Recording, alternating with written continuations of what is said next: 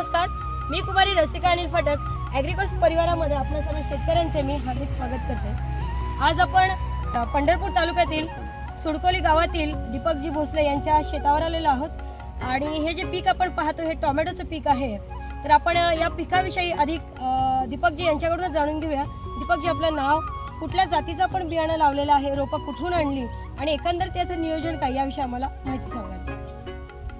आमची रोपाची variety season 25-47 ही रोपं बोनसमध्ये आणलेली। बरं, अर्धा एकरचा प्लॉट आहे, 4000 रोपं बसलेली।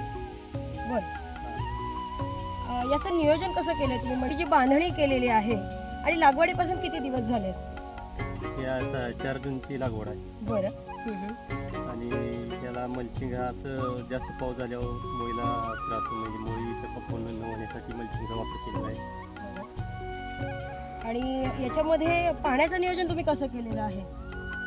पिकाला पाणी देण्यासाठी ड्रिप हाताळलेली। अच्छा, मल्चिंग खाली ड्रिप इरिगेशन केलेलं आहे। आता ही वाढ साधारण एक 60-65 दिवसाच्या पुढे गेलेली आहे, म्हणजे साधारण 70 दिवस व्हायला आलेत। तर तुमचा काय अंदाज आहे एका 20 गुंठ्यामधून हे किती उत्पादन निघेल? 800 ते 1000 कॅरेट माल निघेल। एका कॅरेटचं वजन अंदाजे आपण पकडलं तर किती? 22-23 किलो, म्हणजे 22-20 किलो जरी पकडलं तरी 1000 कॅरेट निघतील। म्हणजे 1000 गुणिले 20 म्हणजे साधारण 20 टन, बरोबर ना? 20 टन। आणि आता मार्केटला सध्या याचा रेट काय चालू आहे, भाव काय चालू आहे प्रति किलो? चालूला भाव 18 ते 20 रुपये दरम्यान। 18 ते 20 रुपये किलो चालू आहे। तुम्ही कशा पद्धतीने केलं? आता मी पाहते की रोपांची तुमची वाढ उत्तम आहे, निरोगी दिसतात, हिरवीगार दिसतात। याच्या मागचं गणित काय आहे? म्हणजे कशा पद्धतीने तुम्ही याचं नियोजन केलेलं आहे? किडींचं नियंत्रण असेल, खतांचं नियोजन असेल, याचं तुम्हाला मार्गदर्शन कोणी केलं? मार्गदर्शन आम्हाला म्हणजे यातला काय अनुभव नाही। पहिल्यांदा आम्ही लागवड टोमॅटो केले, रविकुंड आदट साहेबाचा नंबर म्हणून आदट साहेबाच्या मार्गदर्शनाखाली संपूर्ण नियोजन प्लॉट केलं। आता याचं खताचं नियोजन कसं केलं? म्हणजे NPK असेल, मायक्रोन्यूट्रिएंट्स असेल, किंवा आता इथे आपण पाहिलं काही ठिकाणी नागाळी येऊन गेली आहे, करपाचं थोडं कुठे प्रमाण दिसतंय, फळायला तडं लागलंय। म्हणजे तसं पाहता इतर प्लॉटची आपण पाहणी केली तर इतका सुंदर प्लॉट पाहायला कुठे मिळाला नाही हिरवगार।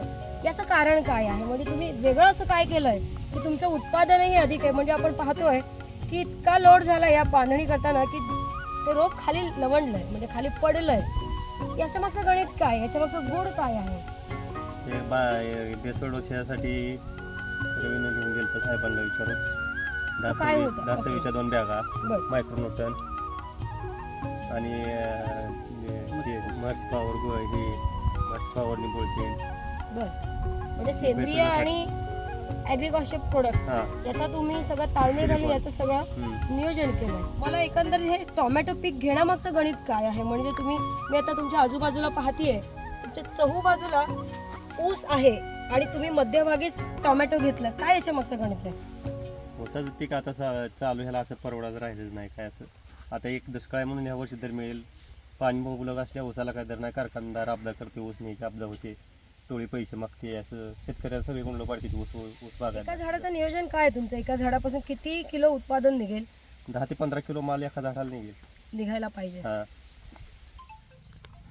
आता आपण जाणून घेऊया की हे जे उत्तम शेत आपल्याला दिसतंय भोसले साहेबांचं, दीपकजी भोसले साहेबांचं, हे टोमॅटोचं पीक अतिशय उत्तम आणि निरोगी असं दिसण्यामागचं गणित काय आहे? यांना कोणी मार्गदर्शन केलं? तर थेट आपण ॲग्रिकॉसचे टेक्निकल ऑफिसर आदरणीय श्री आदाटे साहेब यांच्याशी संवाद करूया आणि त्यांना विचारूया की यामागचं सत्य काय आहे।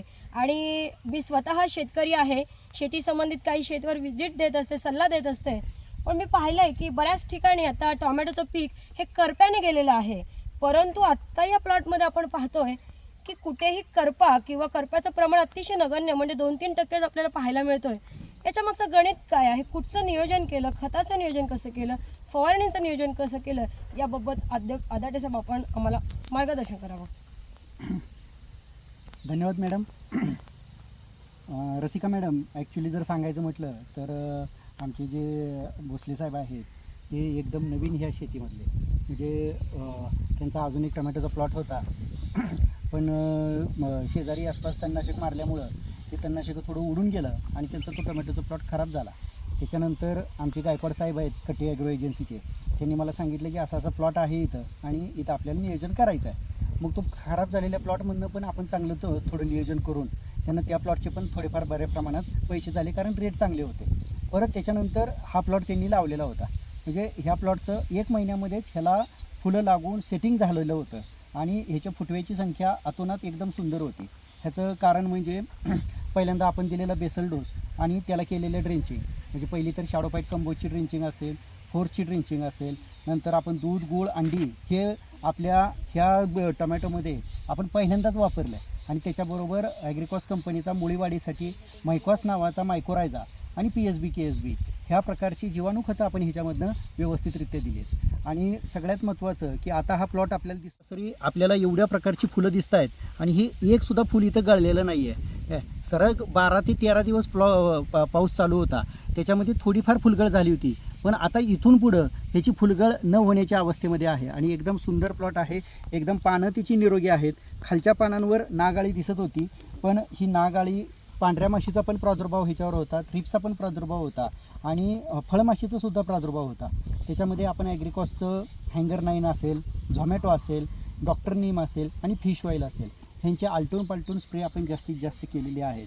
आणि ह्या प्लॉटमध्ये करपा न दिसण्याचं कारण म्हणजे आपला SCचा फॉर्म्युला जो शॅडोफाईट कंपोस्ट म्हणून म्हणतो की दीपक साहेब मला फोन करायचे की साहेब आज लई पाऊस झाला आहे ना, आता काय करायचं आहे. मग आम्ही गायकवाड साहेबांकडनं त्यांना शॅडोफाईट आणि कंपोस्ट त्यांना फवारायला द्यायचो. म्हणजे आज जिथं त्यांना करपा वाढलेला दिसत नाही, ही सगळी करामत आपल्या त्या शॅडोफाईट कंपोस्टची आहे. म्हणजे SCचा फॉर्म्युला आम्ही त्याला म्हणतो आणि त्याच्यामुळं बुरशीनाशकाचा खूप कमी खर्च ह्यांना इथं झालेला आहे. मी साहेबांना हे सुद्धा म्हटलं होतं की तुम्ही जी वापरलेली काठी आहे ती एकदम लहान आहे, तर ह्या काठीने ते तुटल असं गेल्या 15 दिवसाखाली मी सांगितलं होतं. आणि साहेबांचा गेल्या 4 दिवसाखाली मला परत फोन आला की साहेब खरंच काट्या तुटल्या आणि तो वरचं सेटिंग पण आता मोठ्या प्रमाणात व्हायला लागलेला आहे. शेजारचा प्लॉट आता त्यांचा निघणार आहे, तो प्लॉटाची काठ्या लावून आपण इथं आता नियोजन परत अजून एकदा जोमानी करणार आहे आणि हा प्लॉट आम्हाला दिवाळीपर्यंत चालावं असं आम्ही नियोजन करणार आहे. आणि ह्या प्लॉटमधनं सरासरी आपल्याला एकरी 4 ते 5 लाख रुपये होतील असं आश्वासन आपण ॲग्रिकॉसकडनं भोसले साहेबांना दिलेलं आहे. आणि भोसले साहेबांचं एक कष्टकरी शेतकऱ्याचं एक तत्त्व असतं की कुठलंही औषध दिलं तर त्याला 100% त्याच्यावर विश्वास ठेवून ते औषध डोळे झाकून फवारतात आणि त्याच्यामुळं आज ॲग्रिकॉसच्या माध्यमातून ह्यांना फळं, फुलं आणि पानं ही सगळी व्यवस्थित राहून इथनं पुढं 1 नंबर मार्केटनी, म्हणजे जेव्हा हे मार्केटला घेऊन जातात साहेब स्वतः पण सांगतात, काय सांगतात साहेब, मार्केटला कसा माल चालतो, सगळ्यापेक्षा जास्त 2-3 रुपये आपला दर जास्त. हां, म्हणजे त्याचं शायनिंग बघून, त्याचं फळ बघून मार्केटपेक्षा 2-3 रुपये जास्तच आपल्याला दर मिळतो. तर हे सगळ्याचं जर गणित गाठलं तर ड्रीपमधली खतं, बेसल डोस, वरनं केलेलं किडीचं नियोजन आणि वरनं केलेलं स्प्रेचं नियोजन, बुरशीचं नियोजन आणि सेटिंगसाठी कामं, हे अशा ॲग्रिकॉसच्या माध्यमातून सगळी कामं केल्यामुळं आज सरकोलीच्या परिसरामध्ये एकमेव प्लॉट हा उभा आहे, अन्यथा दुसरा कुठलाही प्लॉट इथं टोमॅटोचा नाही. तर मी साहेबांना पुन्हा एकदा खरीप हंगामाच्या आणि टोमॅटोच्या शुभेच्छा देतो की त्यांनी अजून चांगलं काम करून हे सगळं सेटिंग होऊन साहेबांचं अजून चांगल्या पद्धतीनं त्यांना पैसे व्हावेत एवढी मी अपेक्षा व्यक्त करतो. धन्यवाद आदाटे साहेब. आपलं मार्गदर्शन, आपलं म्हणणं आम्ही शेतकऱ्यांच्या नक्कीच चांगल्या हितासाठी, त्यांच्या आर्थिक उन्नतीसाठी त्याचा पुरेपूर उपयोग करू. आणि मी दीपकजी भोसले साहेब यांना विनंती करेन की आपण ॲग्रिकॉस कंपनीविषयी तुम्हाला कशाप्रकारे माहिती मिळाली आणि त्याच्याने तुमचा काय फायदा झाला हे 2 शब्दामध्ये आम्हाला सगळ्यांना शेतकऱ्यांना सांगाल. मला रवी गायकवाडकडून मला याबद्दल माहिती मिळाली. साहेबाचा माझा संबंध यांच्यामुळे आला आणि एवढे आम्ही अशी गेल्या वर्षी लावली, पण असा मला जास्त एवढ्या प्रमाणात टमाटर लागली नव्हती या प्लॉटला. मला आता हे नवीन आदट साहेबाच्या मार्गदर्शनाखाली त्यांचं सगळ्या ॲग्रिकॉसच्या प्रॉडक्टचा वापर करून भरपूर उत्पन्न मिळालं.